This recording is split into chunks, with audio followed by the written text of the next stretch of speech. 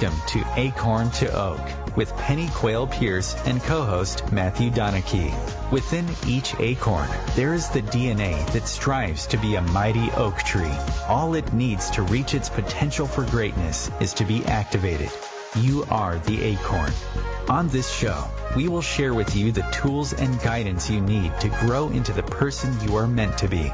And now your host, Pennie Quaile-Pearce and co-host Matthew Donachie.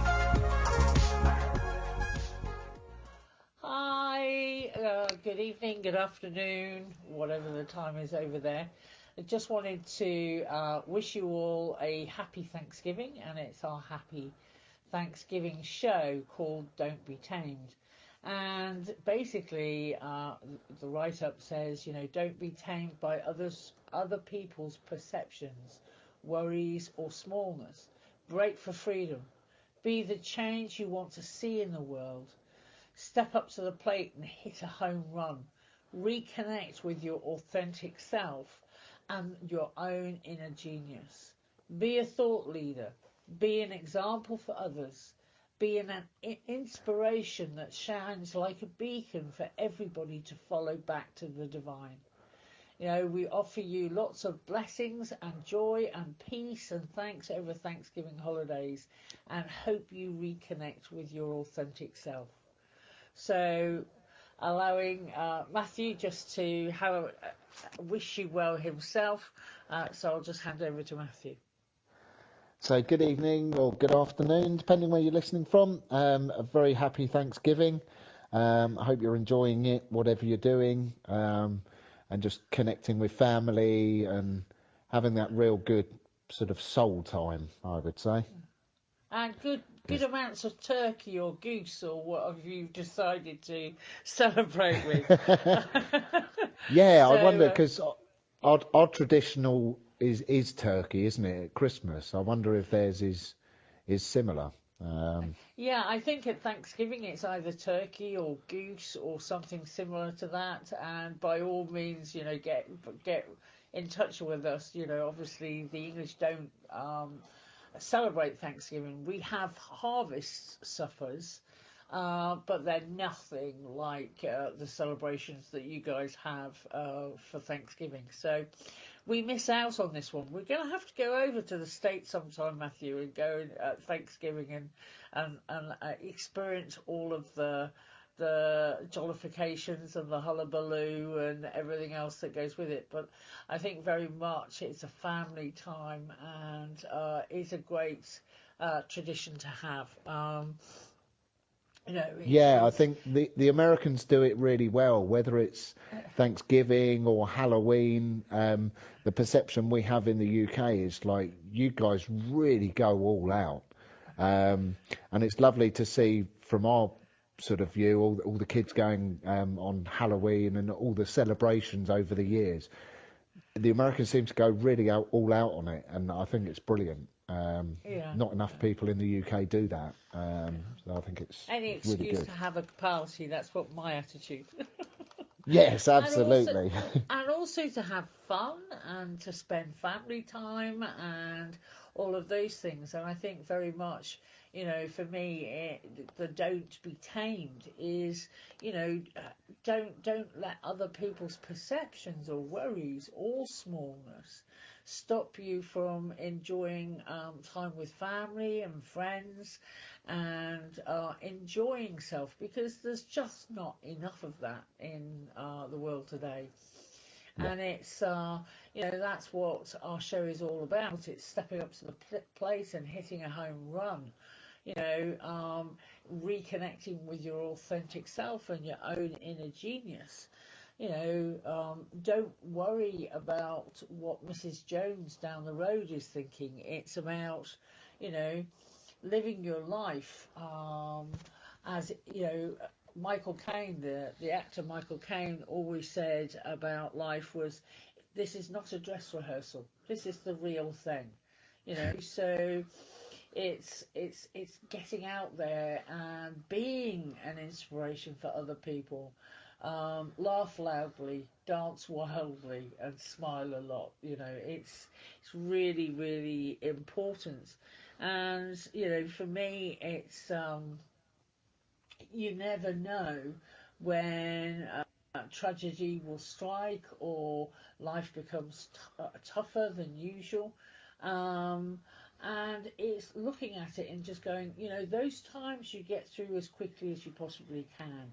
And then pattern interrupt, what we call it Acorn to Oak, pattern interrupt, and get back on track and get back into alignment with self. And I think one of the things for me around this is always realizing that, you know, we're a spiritual being in a physical bodysuit. And, you know, it's very much realizing that we're bigger and more magnificent than we would ever begin to understand. And it's so important to just keep on living life and realizing you're not just doing it for yourself, you're doing it for the divine or God, whatever is your frame of reference.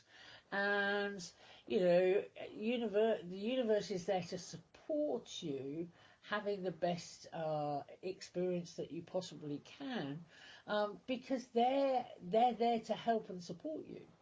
And we forget that we have this unseen support team that is with us 24/7. And if we'd only ask for help, they will help us and guide us and help us enjoy the blessings and the joy and the peace. And, you know, helps us in that, it helps us reconnect with our higher self, which is part of our spirit, which is our authentic selves. And, you know, it's really, really, for me, really, really important. I'm so passionate about helping people realise that. Yeah. So back over to you, Matthew. Yeah, this is such a big subject for me.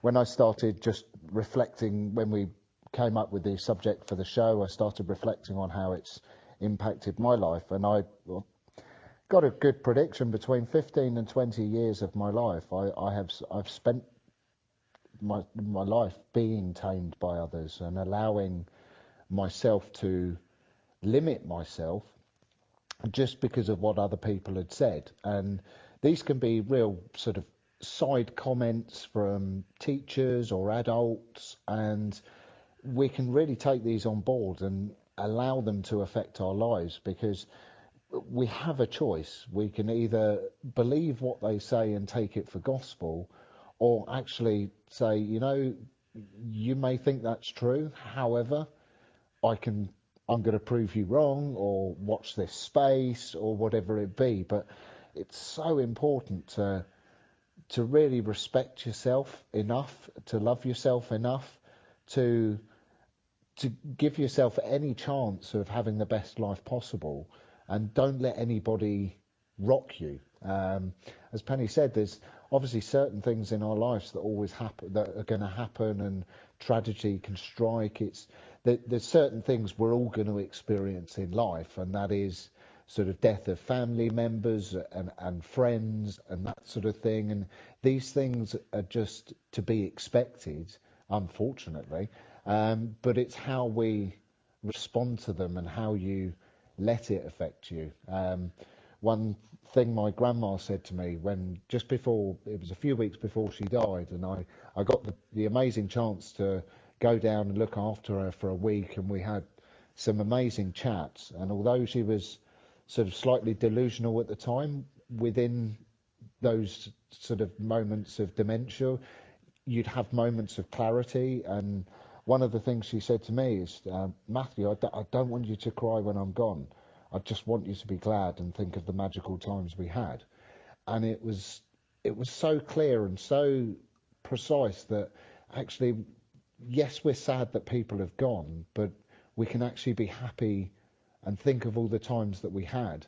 And my grandma was such a pivotal person in my life, or a pole star really, because she was firm but fair, and she always told the truth. And it was, when I was naughty, I got told off, but then I wasn't punished for the rest of the week or the rest of the day whatever it be. And when you have those pole stars in your life, or those people that you look up to, it's listening to the good bits, but not the negative ones. So a lot of people will judge you on what their thoughts are. And we all know if we're thinking something, 99% of the time, it's not true. It's a judgment or an observation from our point of view. And unless you're in that person's shoes, you don't know what they're going through or what they're capable of. So to turn around to somebody and say, oh, well, actually, I don't think you're very good at that, or maybe you should look at a different career path, or whatever it is, that's their judgment on you, and it literally means nothing. I mean, they're talking about themselves.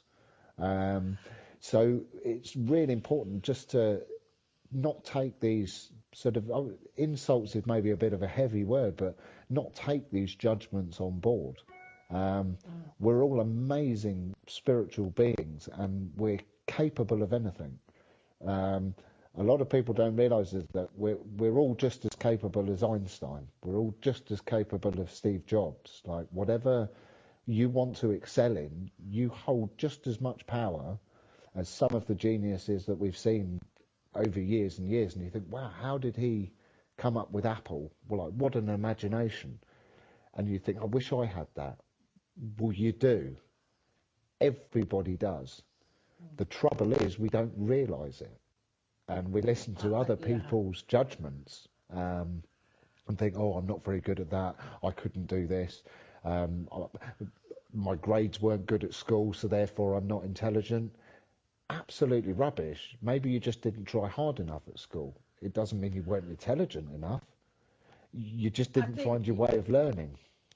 Yeah, I think that's just so true, Matthew. It's, you know, I'm sitting here. You guys can't see me, but I'm nodding as Matthew's talking. Hey, we English, honestly, I tell you, we're naive sometimes. But I'm nodding my head in absolute agreement, because when I know, and I know you guys, some of you guys know a little bit of my story, but I was diagnosed as being dyslexic. I couldn't read until I was 13, and an awful lot of career people just turned around to me and said, "Oh, well, you'll never amount to anything," and "Oh, you'll never get the exams to become a nurse." And I'm really happy that what I had more than anything else was I learned from adversity, and it was just like, just watch me. I will be something that you will not even think I'm capable of. And I got enough exams together, and I did train as a nurse. I was a head nurse by the time I was 21, which was one of the youngest sisters, we call them in the UK, sisters in the UK, and I just went from strength to strength. I hit my pace, but as my mum would say, I've always been a little bit of a late developer. So what? I couldn't read until I was 13.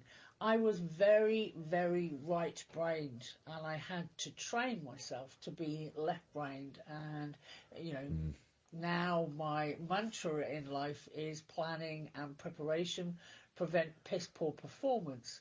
And I stole that from the special forces, army forces in the UK. And it was just, absolutely anybody who told me that I was unlikely to be able to do something, and the comeback on it was always, well, watch this space. I will prove you wrong. And I'm actually getting ready to early next year, have cardiac surgery. And it's like, watch this space. Yes, I have a leaky aortic valve, and it's come to the crucial stage where I need to have it replaced. And an awful lot of people would look at that and go into doom and gloom. Well, for me, it's preparing myself and making sure that everything is covered, like Acorn to Oak is covered, and the radio shows will have different co-hosts coming in with Matthew, and everything will be covered, and it will go seamlessly. And I will recover in, have the 12-week recovery, and then bang, I will be better than new. So, a leaking aortic valve is just a plumbing problem. It doesn't mean I have a diseased heart. What it means is I'm just not getting enough oxygen, and that's especially to my brain, I think sometimes. But hey, it hasn't stopped me, and it will not stop me. And the only reason I'm talking about this is hopefully to inspire people to realise it doesn't matter what life throws at you. What is important is how you respond to what is thrown at you. And that, we would love you to be able to take that on board. I know you guys are here for Thanksgiving, and I thank God every day for the experience that I have every day. And it's just taking that Thanksgiving into the whole of your year, not just on special occasions. So again, hand it back to Matthew so he can put his 2 pennyworth in. Yeah, I think I love the example because very much I know when you tell people, the first thing they go into is, oh my God, that must be awful for you. And we've spoken about it, but when you handed a situation like that, you're going to have some emotional stuff up, and there's going to be a lot of stories from the brain that's all very terrible. But when you actually gain the clarity around it and just go, right, well, what do I need to do to prepare for this? Because once you know you're prepared and you've got a game plan, it becomes less of an issue. And I mean, certainly from a lot of the people I've spoken to, some of the worst experiences or what seem like the worst experiences of their life at the time are actually the most enlightening. I mean, the amount of people that go and sort of have a close to terminal illness or a heavy surgery or whatever it be, it's like this thing happens in their life out of nowhere. And it could be an injury, it could be an accident, whatever it be. But they say afterwards, you know what, I realised how much I wasn't living before. Because when I was faced with the fact that I could live or die, all of a sudden I had this huge rush of passion that I'm not going to waste another second. I'm not going to waste another day. I'm going to do all those things that I wish I had done. And you have that whole wave of creation and clarity where you can say, you know what, I'm not going to sort of waste my time anymore. And so some of these things, although horrific they may seem at the start, actually if you work through it and almost find a reason why is this happening, because actually it can just be, it can be a lesson from the universe, and you can turn what seems to most people like a negative situation into the most positive thing that you ever do in your life. And I think that's really important. There was a racing driver lost his legs in a crash, and everyone was sort of saying, oh, it's terrible, and it shouldn't have happened to him, and it could have happened to somebody else, and this, that, and the other. And he said it really, it turned his life around, but in the most positive way. And I think it's just so powerful when you hear people talk about those experiences where something really terrible happened, but they made the most of it. I mean, certainly one talk that we saw in America earlier this year was Dr. Sean Stevenson, and he shared his story with us. And what I couldn't believe is just how inspiring he was when he told the story that before, I think it was, and don't quote me on the ages if I get it wrong, but I'm sure it was by the age of about 8 years old. He'd had over 200 surgeries just because he would sneeze and bones would break. Wow, and he was so fragile that... Yeah. Yeah. And, I mean, I'll continue this after the break because I think there's some really good information in this and some really good quotes from him. So thanks for listening, and we'll see you after the break.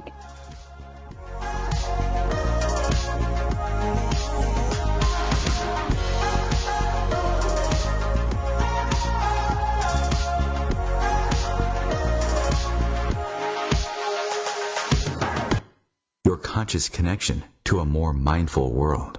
OMTimes Radio. IOM-FM.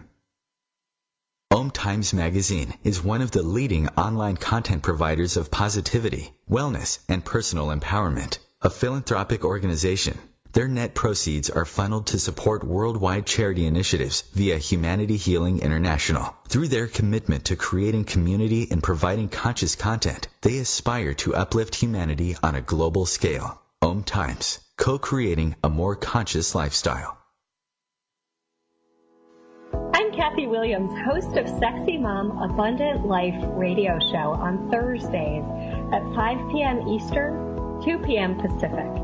On the show, we explore living abundantly in every area of your life.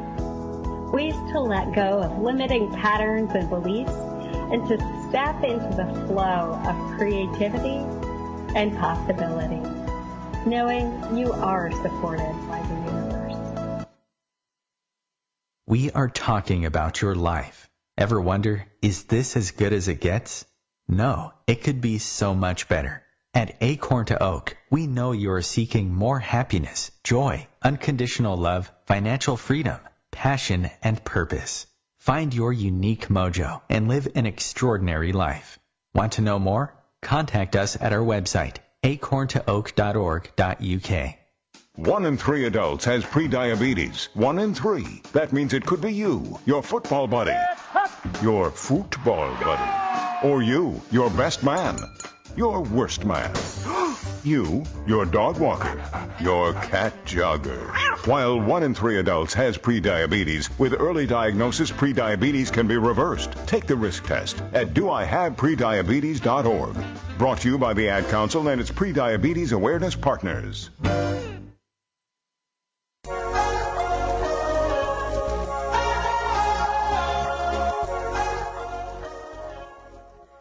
So, hi guys, we're back from the break, and I want to hand over to Matthew pretty much straight away because he was just getting into the flow there. Brilliant. But yes, I was talking about Dr. Sean Stevenson. He's known as, I think it was a 3-foot giant, and obviously had over 200 surgeries before even his teenage years. And you think, when I saw him sitting on the stage, I just found it incredible that someone who had been through so much would just keep getting up and just keep going and keep going and keep going. And he talked about it as almost, it was this great experience, and it was his mission to inspire millions of people into, when you get knocked down or you get told that you're not going to survive. I mean, I think his parents were told when he was younger that he wouldn't make it to 24 months. And it was only last year that he sort of decided to leave planet. And he did do the work that he's came to do. He has already inspired millions and will continue to inspire millions year after year, just because of the TED Talks he's done and some of the information. And it really hit home with me how lucky I am and how much more he could have done it with an able body, and I could have done with my able body. And it really made me think, well, you've really got to step things up now, because if someone can do that, I can't possibly do less and be happy with myself, because it's kind of like we have to have this passion and this drive, and it's don't buy into what anybody else says. If you have a wish and you have a dream, follow it, see it through. My current mission is to get sort of the truth out to as many people as I can, especially around Breath for Life breathwork, and helping clients and helping people completely flip their lives around, because to me that's the most amazing job ever is to help people change their lives, as Penny has with me and the team from Acorn to Oak. And it's not just paying back what I've been given, but it's taking it out and just getting it out to as many people, because I think that's very much what my mission is inspiring people to change their lives and show them that there is a different way. If I can do it, you can do it. Yeah, I think very much so. I mean, I very, in my 30s, I hit a rock bottom at that stage, and just basically put out, a demand to the universe, basically, or a request to the universe of send me the right teachers. I need some help in direction here. And very luckily, the teachers arrived, and the first teacher that arrived for me was Christina Thomas, or who later went on to be called Christina Thomas Fraser when she got married. And she helped me see that there was a better way of doing life, and one of the first situations I had with her, when we were just talking about emotional intelligence and using the tool Mad, Sad, Glad, Scared, was be very English, when I was asked that, and I went, absolutely, stiff upper lip sort of attitude of yes, I'm happy sort of attitude. And she went around the whole group, and there were about 20 people in the group, and then she sat there and it was her turn to share how she was feeling, and she was saying, she actually sat there and said, I feel a bit agitated, I feel a bit off balance, so that, and she was basically saying, that's sad, that's mad, and a little bit anxious, so scared.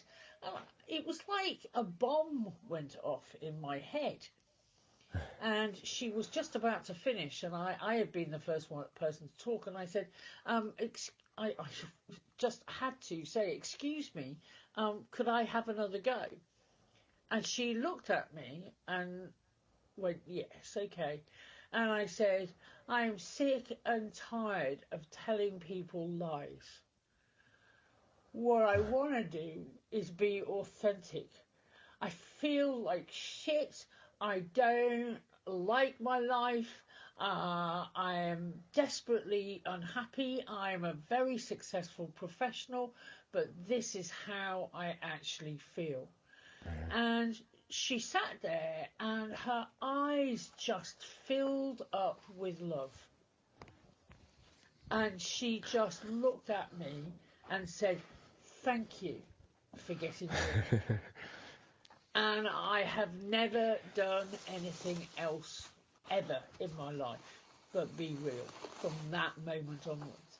It was a pivotal moment in my life. And it is astonishing when you realise and you just get that I just want to be my authentic self. I don't want to take it out on anybody else. I don't want to do any drama. I just want to be authentically who I truly am. And when you get that, you can move mountains, you can create companies, you can be inspiring, you can pay it forward, you can shine like a beacon for other people to follow. And I would truly say to you, you want to be able to get back to that space in your life, because then every minute of every day is exciting, it's joyful, it's peaceful, and you give thanks for it. So for me, it is my life since then has been in service to others, helping them to find that within themselves. whether that just be in a moment, or whether that be for a day, or whether that be for 2 days, or the rest of their lives. It's just giving them a pearl beyond price, so that they can hug that pearl to them when think life becomes tough again. Yeah.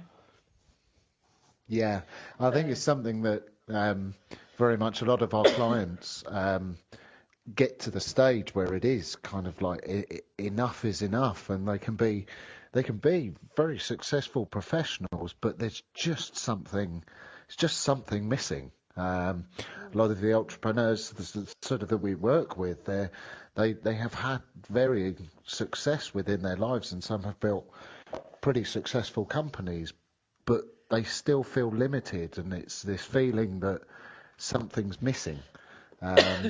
And I think, again, like I was saying earlier, it's sometimes you have to hit rock bottom before you actually realise you're at rock bottom, and something needs to change. And it is very much for a lot of people is that disconnection, feeling disconnected from life, because we're taught when we're younger about love and compassion and family time, and those being the important things, and then you grow up in this material world where it seems as though looks matter, and it's all about how much money you've got and what car you drive, and it just drives you further away from your authentic self, because you think, well, hang on a minute, this isn't what I thought it was going to be. Life does seem difficult. It is almost like a battle. So a lot of people do find that they're hitting this rock bottom. And my advice would be, if you do feel yourself like you're getting slightly off track, or it's like try and take the action before it gets any worse. So many people are feeling like this at the moment. And the fortunate thing is there's a lot more awareness around this. Obviously, the emotional intelligence work, I know very much in the corporate world in America, when we're coaching, it's emotional IQ, and that is key. Emotional sort of dealing with emotional stuff, it is the key to being happy. Yeah, and it's the one thing we're not taught at schools. I know, but as long as, I suppose for me the most important thing to add with that is, as long as it's authentic, as long as it's not drama. Again, I was in a situation last week where we were helping somebody gain clarity. And all they could present was what I would call their woundology. It's this. I'm never going to be any good because I was diagnosed with epilepsy and this and that and the other. And it was just like the way it was, this person was dealing with it, it was like they were presenting badges of honour rather than i.e. woundology, but it was like badges of honour. Oh, well, I have this, so I can't possibly do anything. I have that, so I can't possibly do anything. And it was just like being thrown, and it wasn't until it was gently and empathetically shown to her what she was doing that she actually went, oh my God. It's like, I said, it's like you've strung a pearl of beads around your neck, which is now strangling you. And if you can take these beads off one at a time and examine them and look at them and realise they're not worth anything. And once you can let them go, you can start to string a new necklace with, pearls beyond price. And you can take back your self-worth and your self-esteem. You can take back your power. You can actually make new empowering decisions and begin to look at actually the blessings look at the joy of actually having a incredibly resourceful body, because my word, she did take very, very good care of herself because those diagnoses of disease processes had presented themselves in her life. So in fact, she was incredibly fit and very good at nutrition, and have learned all sorts of different things, and trying to get her to realise the blessings that these issues had brought her, because she was an expert in a lot of different fields. And so it was just looking at it and just flipping the coin slightly so that she could see it from a totally different perspective.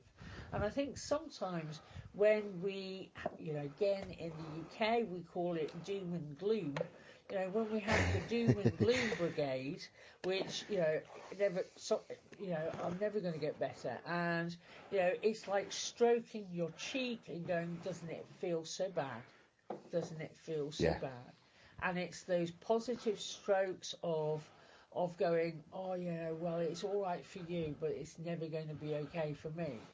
And when we do that type of behaviour, it's never going to change for us, because we just keep on stroking our cheeks and going, oh, and it's the doom and gloom brigade, or the woe brigade. That's another way of putting it. Oh, woe is me. Yeah, I mean, it does a great one. He actually caught. What do you say normally when you're dealing with people? It's not something. It's everything. It's like, when you get those people, and it's like, it's just everything, and it's always woe is them, and it's all right for everybody else, and this, that, and the other. And more often than not, you find they're the people we call them couch potatoes. So they're the ones that will sit at home, moan about how rubbish life is and how bad thing always comes their way, and they're never getting great experiences. And you think, well, how are you going to have these wonderful creative experiences when you're not willing to get off your own sofa? And it's something that we have over here. We have obviously we have benefit systems. So if you're out of work, there's a system whereby that you can get bills paid, you can get food provided, and all that sort of thing, which is great for people that deserve it. But we have a whole load of people that think they're entitled to sit around and do nothing and get paid by the government for doing that. And when you're at work, I believe I'd be a blue-collar man in America, so I'm a hard-working guy. I've always grafted all my life, and so you have a little bit of sort of reaction to when people are sitting on their arses getting paid for it and doing nothing about it. And this is what we're talking about. People will say, oh, well, I'm out of work and there's not work out there and this, that, and the other. And well, you're not going to find work in your living room. You need to go out there and find it and actually put some effort in. And this is what people don't get. They just want like a free meal card. It's like this. It's like the arrogance of ego that they think they're entitled to a millionaire's lifestyle just because they were born. So. And some of the other doom and gloom that I find we have over here as well, especially we call it the Love and Light Brigade, but to you in America they're fluffy bunnies, it's amazing how many people have that an amount of knowledge around spiritual, but then they think they can just think themselves enlightened. And I think it was Carl Jung said, you don't become enlightened by imagining, if you can just... Figures of light, that's the one, thank you. Yeah. And it is this whole... when you imagine figures of light, you become enlightened when you own your own shadow. That's the one, thank you. I'm paraphrasing it. And I think it's really powerful, because that is what a lot of people think. They think they can just think it and be it and it happens, but you have to put that action in. So we'll speak to you after the break.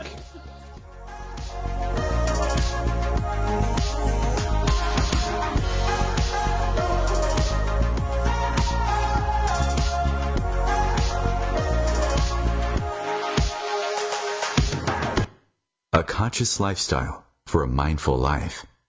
OMTimes Radio. IOM FM.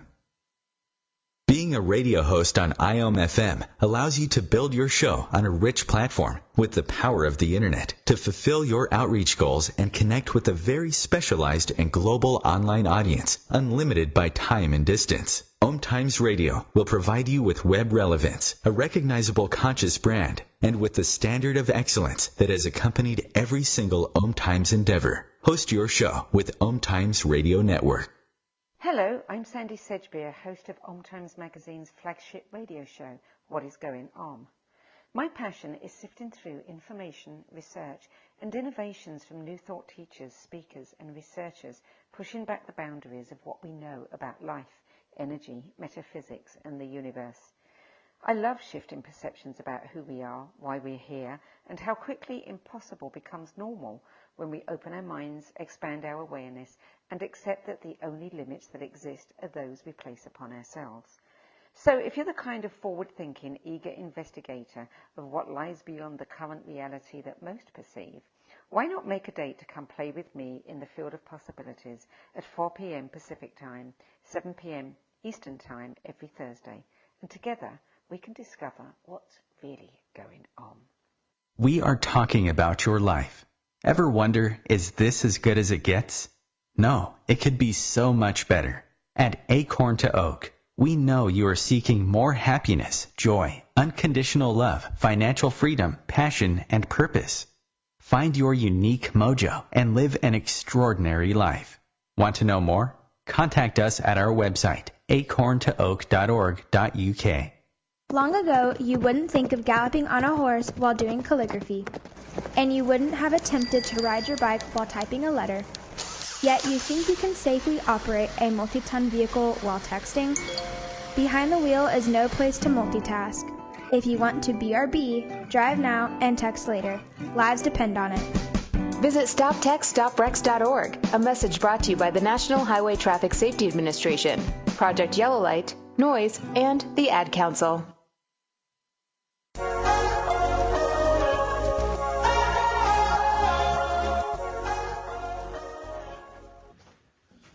So we're back from the break, and one of the things I wanted to just talk about for a few minutes is it's Thanksgiving. So you're at home and you're doing all sorts of different stuff, and I wanted to give you a game to play.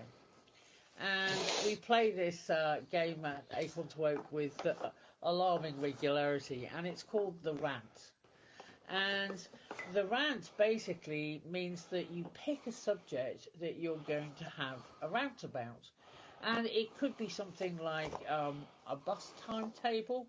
It could be that there's people who maybe on your commute, you want to rant about them. It could be quite a hilarious rant. It could be a very happy rant. You may want to be ranting about, I don't know, pajamas or whatever it is. And you start off with verbally ranting for 2 minutes.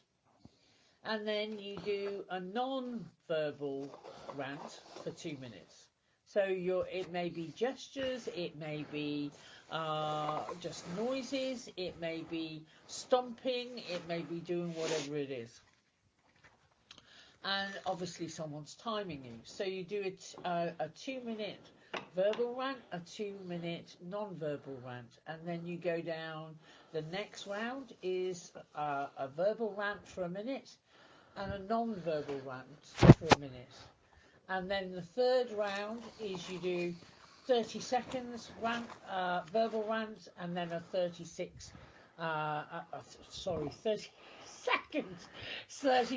rant, and then a 30-second non-verbal rant. So it's got 3 stages to it.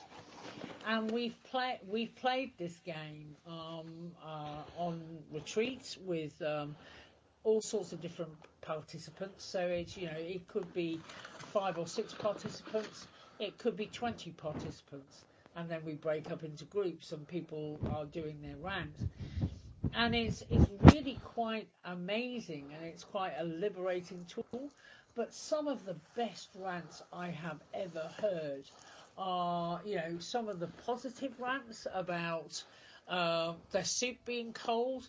Matthew, by the way, did if it's okay to share this, did a fantastic rant on mosquitoes and the need for mosquitoes.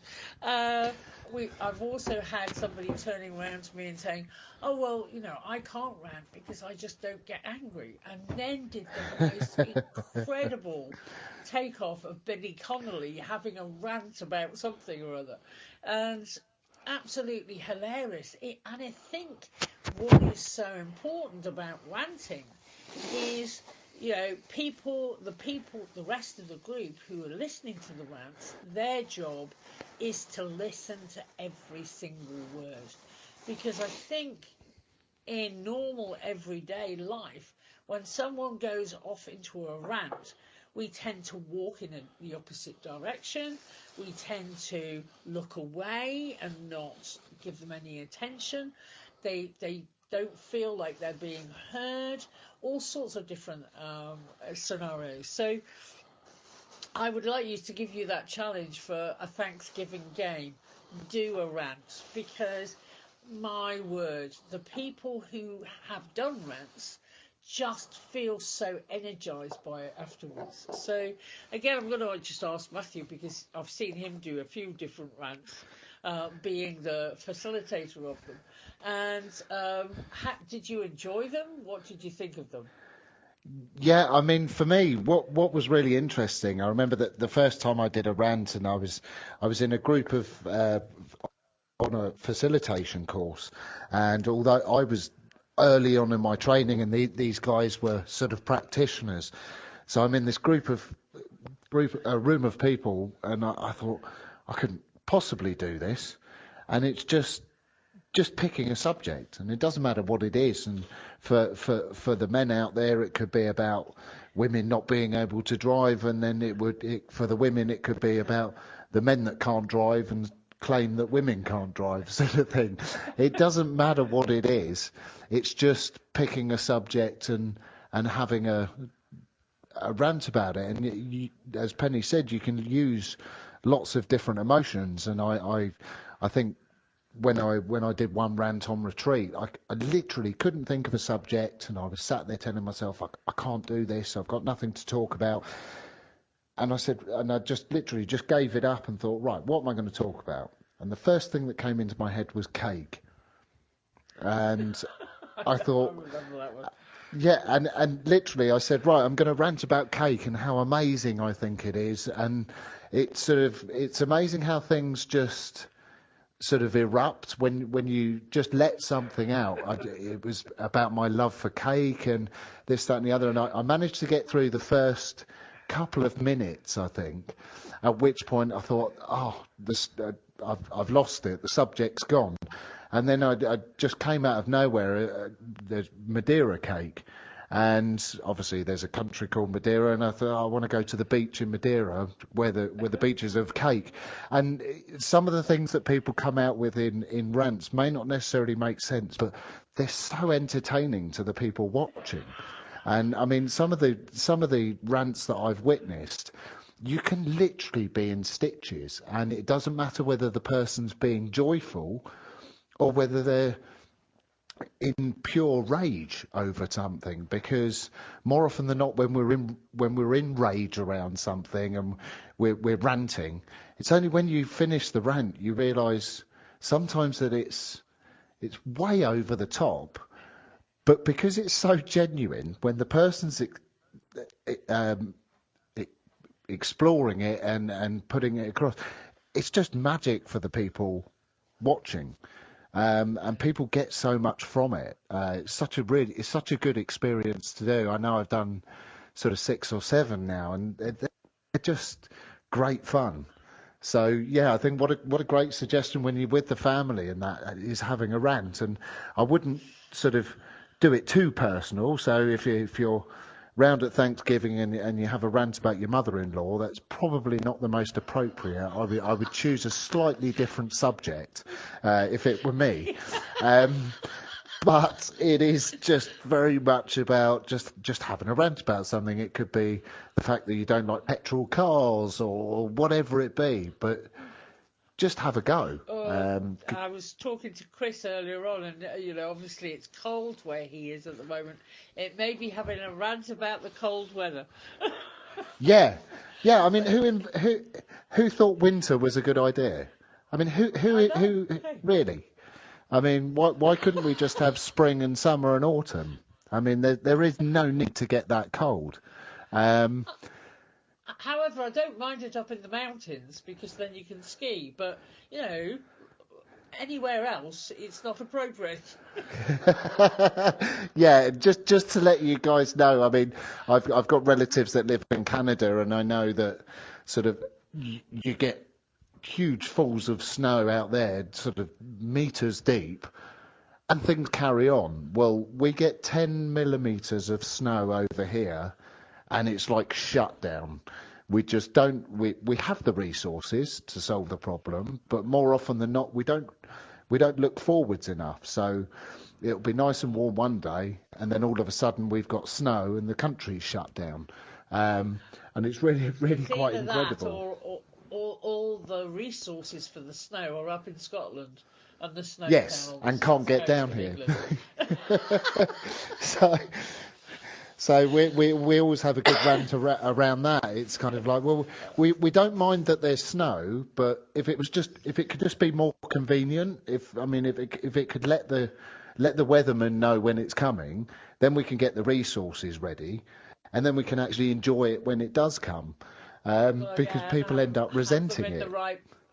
Having them in the right part of the country would be good. Anyone would think we were a massive country. I mean, we're not even as big as New York State, for heaven's sake, and that's the whole country. And you would have thought that we could have got our acts together. So, but no, not yet. Yeah, and especially over here in England, we love to moan about the weather. So when it's cold, it's like, oh, I can't wait for it to be warm. And then as soon as the warm weather comes, oh, well, yeah, it's a bit too hot, isn't it? And then, of course, it goes cold again, and everyone's like, oh, well, I wish it was hot again. And it's kind of like, whatever the given weather, we still have an issue with it. Could it not just be 2 degrees less? About it. So I hope you've realised what we're doing here is we're just showing you different ways of having a rant and all sorts of different topics that you can actually have. And what you actually find is energetically, you're actually using your throat chakra, you're using your communication centre, and you're just freeing it up. So in doing that, in using your voice and having a little bit of a laugh and a joke around having a rant, whether that be, an angry rant, or whether it's a hilarious rant, or whether it's a really happy rant, whatever it be, what you're actually doing is you're getting your communication centre, which is your throat chakra, working. And the more you use it, the more it works, the more you can bring in more positive energy. And, that's the one thing about all of the things that we talk about at Acorn to Oak is energetically, it's absolutely sound. And we don't waste time at Acorn to Oak. We don't waste time. We like things that are effective. We like things that work. We wouldn't even bother showing up if they didn't. So, that's one of the other gifts I would love to give you for Thanksgiving is just keep it real. Yeah. Yeah. So anything else you want to say, Matthew? We've got a few more minutes before the end of the show. I think just to share, I think one of the best rants I've probably seen was someone ranting about the fact that they didn't like ranting.